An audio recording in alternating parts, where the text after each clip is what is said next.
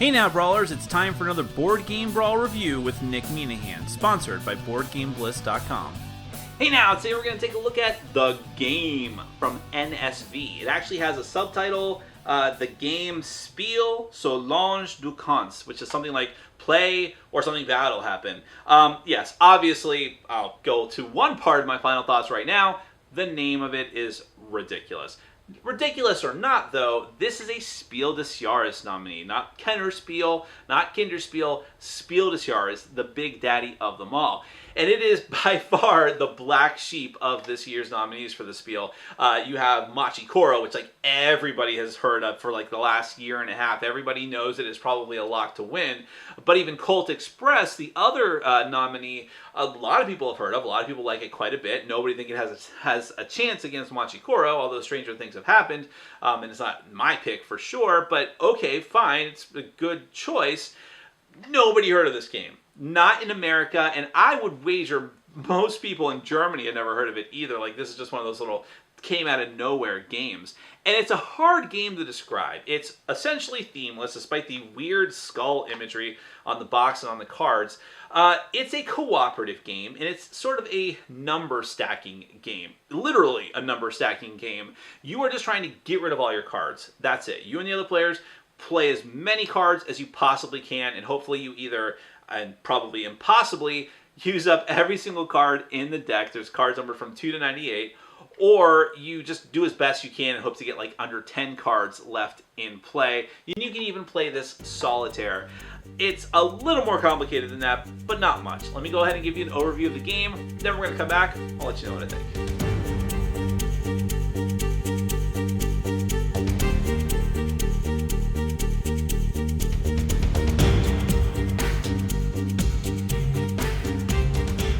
Alright, I'm going to teach you how to play The Game. Now this is a cooperative game. You can play it normally with 2 to 5 players, although you can play it solitaire as well, and there is no difference in how the game plays depending on the number of players. The only thing that changes is the number of cards that you have in hand at the start of the game, dealt out to each player, and also what you have to draw back up to at the end of your turn. So for a solo game, which is what I'm going to use for this example, I have 8 cards in hand.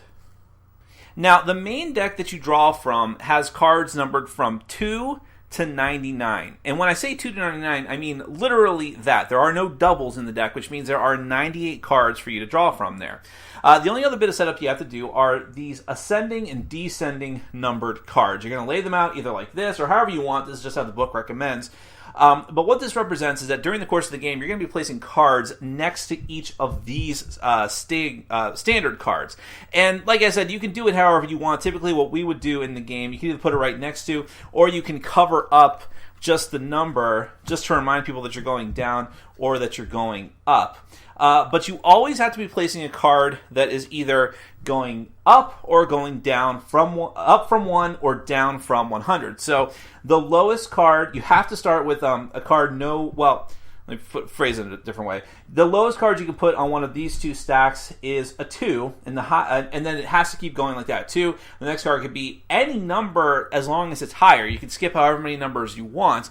Same thing with going down. You could play a 98, and then you could play a 72, as long as they're always going down.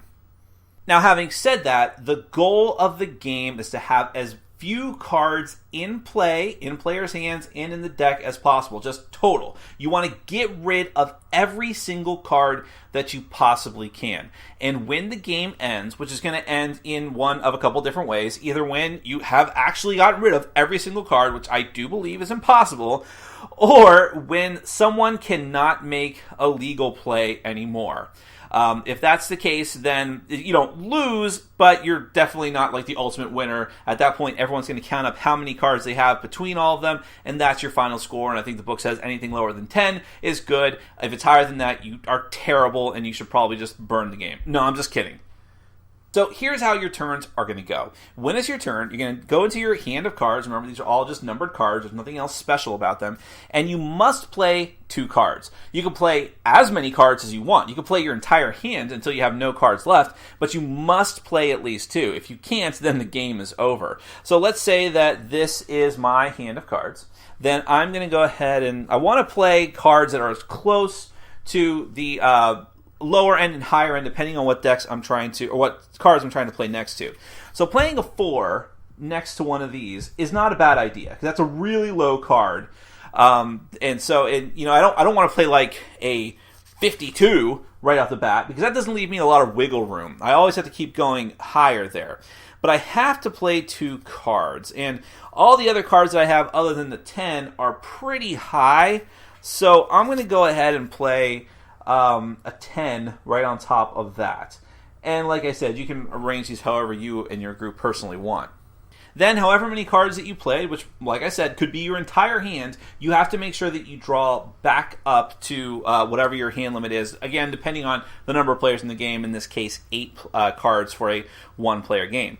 Then my turn comes around again, and I'm like, okay, a 5. Well, a 5 would have been great before, but that's what I'm stuck with now. So I'm going to go ahead and play that there. And then I have an 11. 11 is great, so I'm going to go ahead and put that right on top, because remember, we have higher numbers here, so that's working out pretty well. And, you could be playing on the lower numbers as well, in which case you want as high a number as possible. So 81's not too bad, so maybe I'll go ahead and do that. If I could do a 54, but that would be a really high lead. And so on and so forth. This is how the game is going to go. Now, there's a couple of exceptions here. First off, I'm going to assume that most of the time you're going to be playing with other people. And if you're playing with other people, communication is kind of critical here, or lack of communication. You can never say exactly what's in your hand as far as the numbers go, nor can you ask anyone. That is not permissible by the rules. Other than that, you can say what you want. You can say, I really like this pile. Don't play on this pile until my turn comes back around again. Or I can say, this pile is not so good. You can do whatever you want with those, but don't mess with this one. Things like that are what you can say. Now, here's the big exception to the game, though, whether you're playing with one player or multiple players.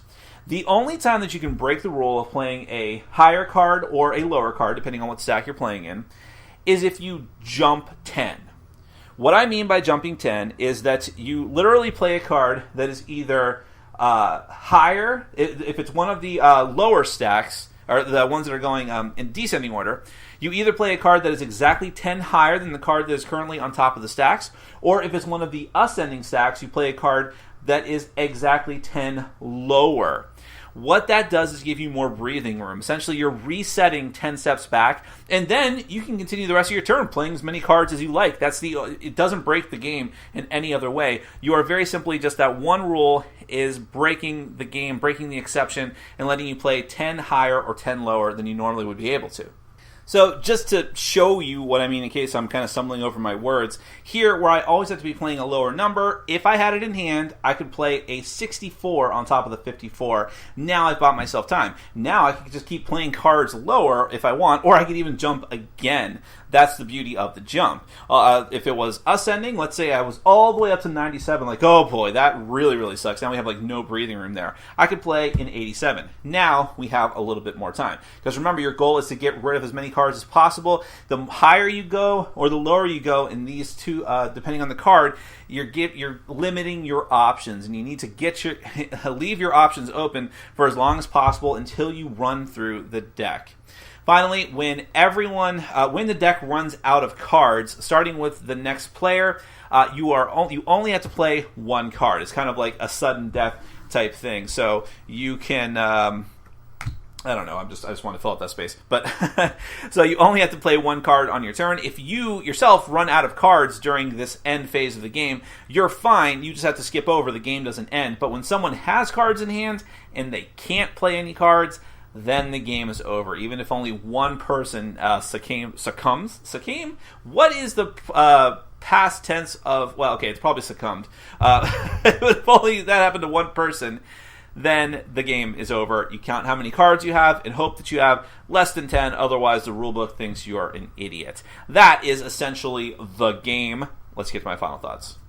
First off, I'll mention, by the way, I did reviews of both Machi Koro and Colt Express, if you actually care about looking at other thoughts and opinions on the other Spiel des Jahres nominees. But let's talk about the game. And yes, the name is terrible. In fact, the game has been picked up by IDW, who, by coincidence, released Machi Koro in the US, and they're keeping it the same, to which I say, are you insane?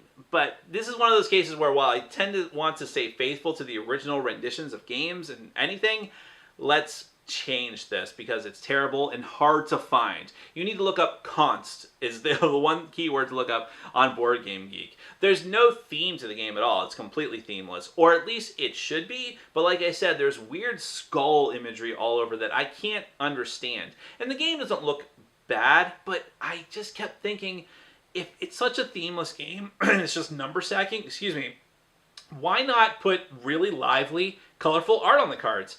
I've seen so many other games that are essentially themeless do this. I'm thinking of Pinata. Pinata is a great little 2-player game that's just numbers. That's all that the game is, but it looks great.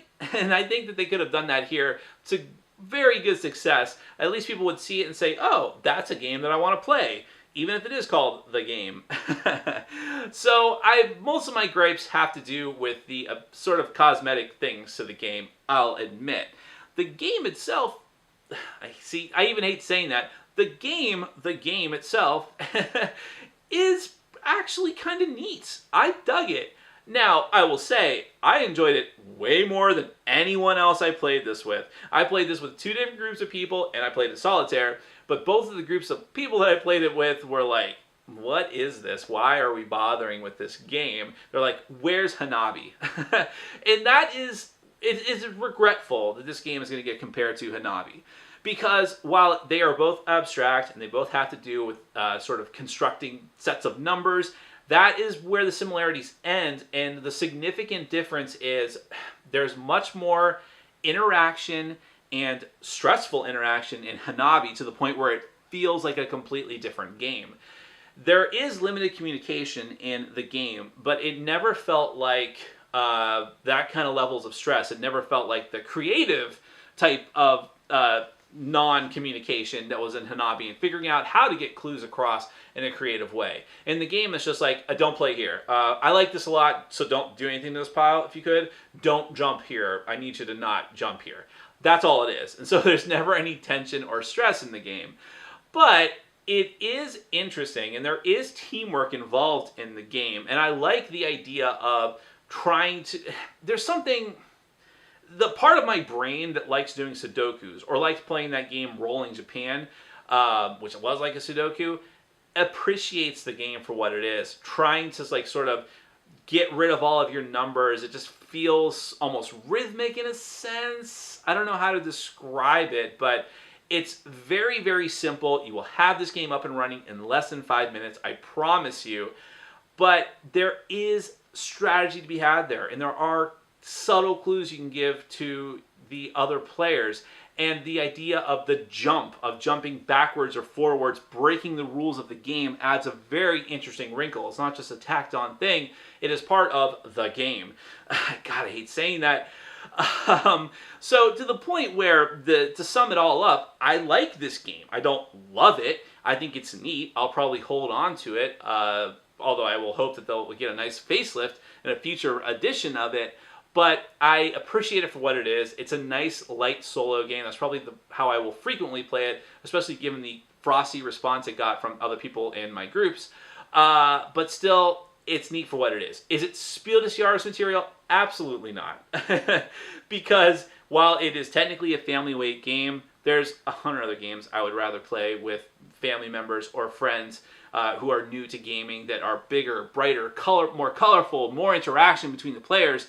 The game just doesn't fit that mark. I think Hanabi deservedly won because it does tick off those other boxes of player interaction and just being a neat looking game, getting everyone involved. And the game just feels a little bit too stale for that. But for the simple number crunchiness of it and the subtle strategies, I do appreciate it. So it's definitely not going to win.